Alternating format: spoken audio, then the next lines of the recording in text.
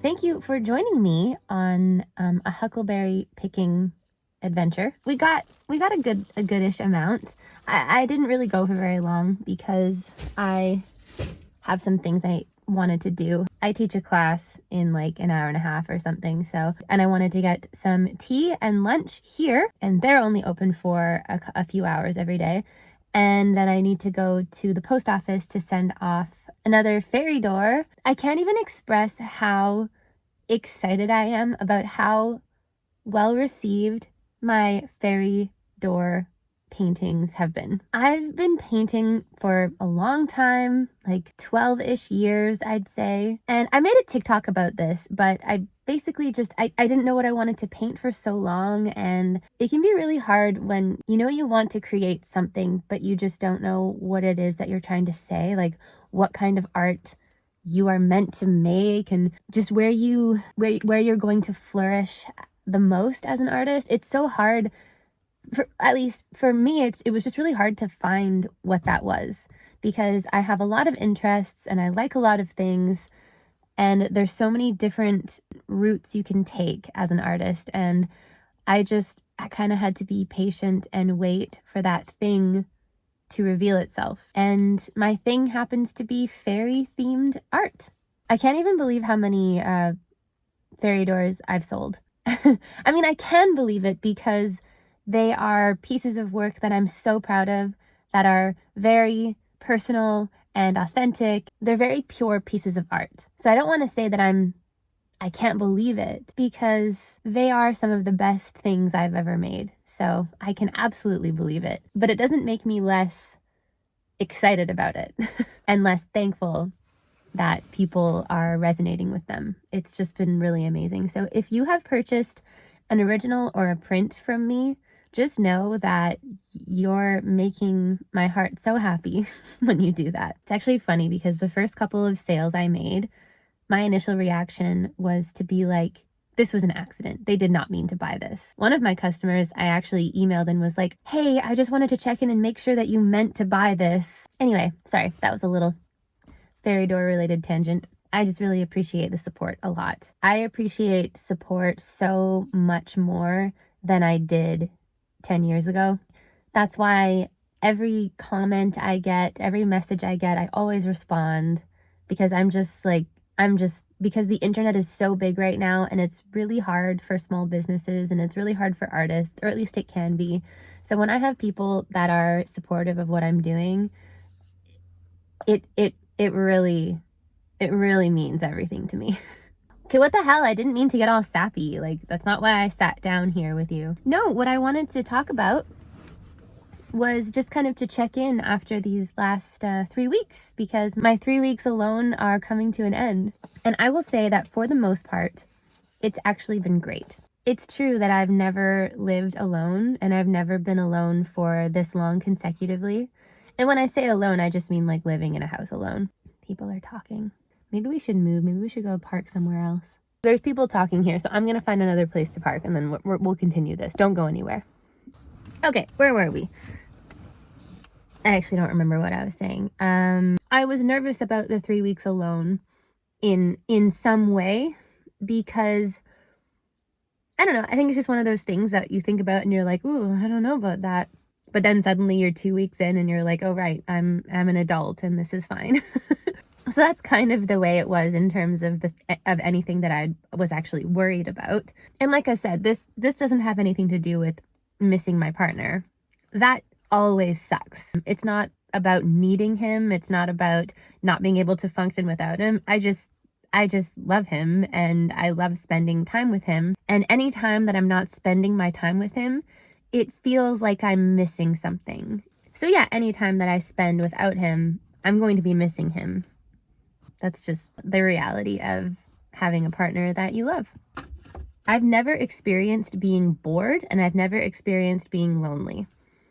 Like, there are moments where I miss certain people, but I've never felt lonely, if that makes sense. And I'm very fortunate to have people that I can always contact if I need to. And I understand that some people don't have that luxury. I think I am mostly introverted, and I just love being alone so much that to me that's like it's just so precious to be alone for extended periods of time. I don't mean like having an hour to myself a day. I would not be able to survive that way. And then boredom, like that does not exist in my reality whatsoever. And I think that can be a concern for people when they move to a rural area. But when you're a creative and what brings you the most joy is making things, the best thing you can have is nothing to do. Because you actually have a million things to do.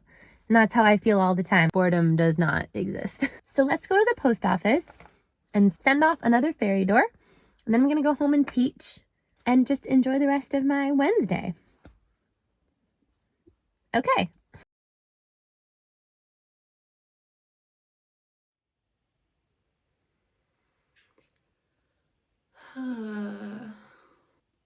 Good morning. Jess, you don't look good. You don't look great. So this morning I'm treating myself to a spoon I don't know what to call this. A little drama for you. Yesterday when I was vlogging and chatting with you guys, I made a comment about how I've chosen not to have children. Editing Jess here, I actually cut out this whole tangent that I talked about where I was like talking about how much I love being alone and how selfish I am with my time and how it's a good thing I don't have any children. Anyway, that's what I'm referring to, but I ended up cutting it out of the previous clip. Okay. And I explained, because I'm very particular about my time and I'm selfish, etc. It doesn't mean that I don't have the hormones that are trying to convince me to have a child. And like so many millennials these days, I concentrate all of that onto a pet. Now, I'm much too self-absorbed to have a dog because there's so much work, but I do have my cat, and I love my cat. So here's the story. We've had him for just over a year, and over the summer, we started letting him go outside. His outside time is usually quite short, and it's more or less supervised in that usually I'm in the kitchen area or like outside and I can kind of see where he is, but he always sticks to the backyard, and he always comes when I bang on his dish because I've trained him to know that whenever he comes back inside, he'll get a treat or a little bit of food. So I bribe him to come inside every single time. But it's worked out just fine. Usually I let him out for like an hour before I feed him his dinner. And his dinner is at like 3:30. Sometimes he'll go out more than once, but it's not for very long. And he is just loving it. He's so happy. He lies in the sun. He sometimes just sits on the balcony and just enjoys there. He chases bugs. Like he's been so happy since he's been able to go outside. Yesterday, I was teaching an art class here at home, just a private lesson. Hero had been out already. I think I let him back in around 3:30 to feed him, and that's when the student arrived as well. But then during the class, he was kind of sitting by the door looking at me, and I just figured we were sitting right in the kitchen, so I'll just let him out, and he'll probably just come right back, as he normally does. Well, between like 4:30 and 4:45, something must have happened because near the end of the class was supposed to go until 5 o'clock, I got his dish and I started banging on it and calling him. And when he didn't come back, I was immediately worried because that was super unlike him. So that was around 4:45, 4:50. Between the hours of 4:50 and like 9:30, I was bawling my eyes out. I don't think I've ever cried that hard. I was looking for him nonstop for like 4.5 hours. What was weird was I would go out into the backyard, and three separate times I could hear him meowing somewhere, and it sounded like he had been like trapped or like unable to get to me or something. Like I could hear him meowing. And what was strange is I heard it from one area of the backyard first, and then I heard it from the other area after, which was weird, but it was like hard to tell because it's really quiet where we live and it's kind of echoey, and like maybe it was coming from that end, but it tricked me and made me think it was coming. Do you know what I mean? After 20 minutes of me looking for him, I finally called Tyler in a panic because, reminder, my partner's not here right now. So I am on the phone with Tyler and I'm telling him like I don't know what to do, and he's missing and he's not coming back, and I think he's trapped somewhere and I can't find him. And Tyler can't really do much from where he is, so he ended up calling someone in town who has cats and knows the brains of cats, and he ended up coming over and made some like food to put out to see if it could bring him back. But I just kept saying like, if he could get to me, he would come to me. You know what I mean? Like he wasn't avoiding the house. Something was keeping him away from the house. I was going through worst case scenarios in my head and catastrophizing and freaking out. And maybe you're listening to this and you're like, Jess, just relax. He's a cat. Like he'll come home. But it was just really upsetting because my partner wasn't here. And like Hero is, if I didn't have him during this time alone, I don't know, I think things would be different. Like he's my little guy. Like I talk to him and he sleeps on my bed every night. And I just feel like I can't life without him right now. So I ended up making a post on Facebook. I went over to talk to the neighbors. I texted people in town just to keep an eye out for him. And I just kept getting more panicked as it got darker. He wasn't meowing anymore, or like I couldn't hear him meowing anymore, so I didn't know where he was at all. For all I know, he was like lost in the woods, because behind our house it's just forest. So like if he got lost out there and was unable to make sense of it and find his way home, yeah, it was just a lot of bad thoughts. And it starts moving closer and closer to sunset, and I'm getting more and more upset. I'm riding my bike up and down the road, asking people who are walking. It was bad, you guys.